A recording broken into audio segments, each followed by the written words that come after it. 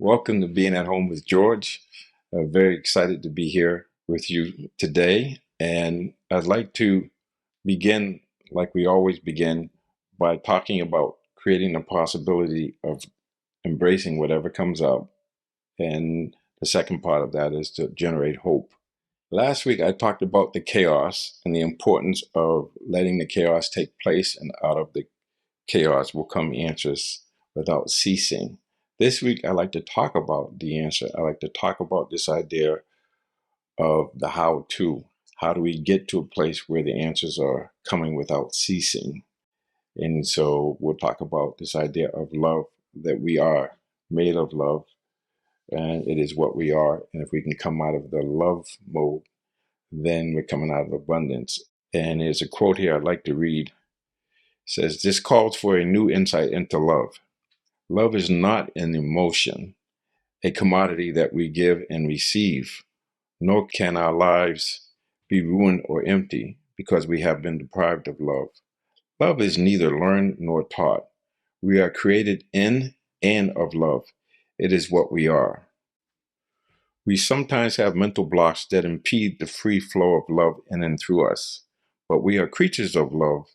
We need to discover what it is in our personalities that turns off that innateness of our being. And I mentioned it a little bit earlier about what are those blocks. Those blocks are ignorance or not thinking there's an answer.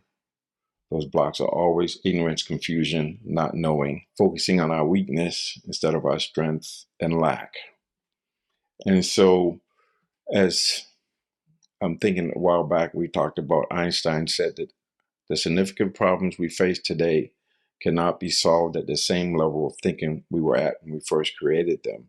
So it's another way of saying that we have to change our consciousness. We have to somehow get out of survival mode where we're in fear and get into growth mode or love. And so we want to talk about that. In my book, I talk about the two wolves fighting, and one wolf being fear and the other wolf being love. And the grandfather is explaining this to his grandson. The grandfather said, "There's this ferocious battle going on between two wolves inside of me." And the grandson got concerned and said, "Grandfather, which one will win?" And the grandfather said, "The one that I feed."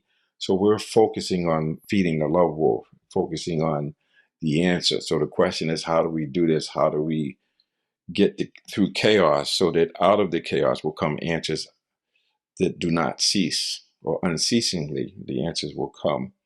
And so it's this idea of changing the consciousness and looking from love. If we are love, then the idea is that we need to get rid of the blocks. We need to get rid of the lack, get rid of the fear, get rid of the weakness. And we do that by changing how we see things. And so it's coming from love, coming from light, coming from the solution.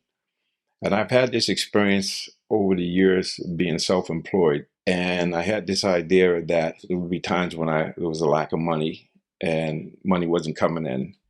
And I get concerned and worried and frustrated about that as long as I kept looking at it the same way. But once I changed and I looked from love, or I looked from the solution, when I looked from abundance, then I was able to understand that instead of trying to make more money, why don't I focus on serving more people?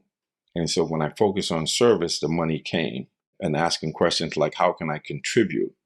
And it takes me back to the 60s when John F. Kennedy was the president. And in his inaugural address, he said, "Ask not what your country can do for you, ask what you can do for your country." So it's really shifting and focusing on how we can contribute, how we can allow this divine love or allow this creative energy to flow through us. And the way we can do that is what I talked about, is seeking to understand what is it that gets in the way. And there'll be some form of confusion or ignorance or not knowing or some feeling of lack. We'll just talk about lack. And that's when we start reacting instead of responding. There's no space between stimulus and response. And we keep reacting, we keep doing the same thing and getting the same results.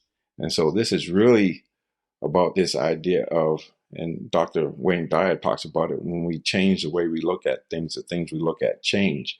So now we're coming from love, we're coming from abundance, we're coming from the answer, we're coming from serving and being of service. And when I do that, the money flows. And when I forget myself, I find myself by focusing on what I can do, how I can be of service. When I focus on the greatest good, when I can focus on this idea that I have to change the glasses. If I have on the fear glasses, I'm in survival mode, I'm in lack. If I have on the love glasses, then I'm in the growth mode, and then I'm focusing on what's happening. So when a mistake arises or occurs, I'm looking at the mistake as an opportunity for growth, for development, as an opportunity to express myself. And because I am love, I don't have to seek love. I just have to get rid of the mental blocks, get rid of the hindrances that hinders me from being present, from being expressive, from allowing. They talk about out of the chaos will come answers without ceasing. And so the answers are there. The answers and the questions are two sides of the coin. But if we're in fear mode, we don't see it. If we're in growth mode, then we expand our consciousness and we're able to see the solution is right there, and it's been there all the time. But it's an inside out process. So if I want love, I have to be loving. If I want understanding, I have to be understanding. If I want abundance, I have to be abundance. So there's a way out of this chaos just by removing the obstacles, removing the lack, the weakness, the ignorance or confusion. So when we can focus on the wisdom, focus on the solution, focus on the strength instead of weakness, focusing on abundance coming from the abundance paradigm, then all things are possible.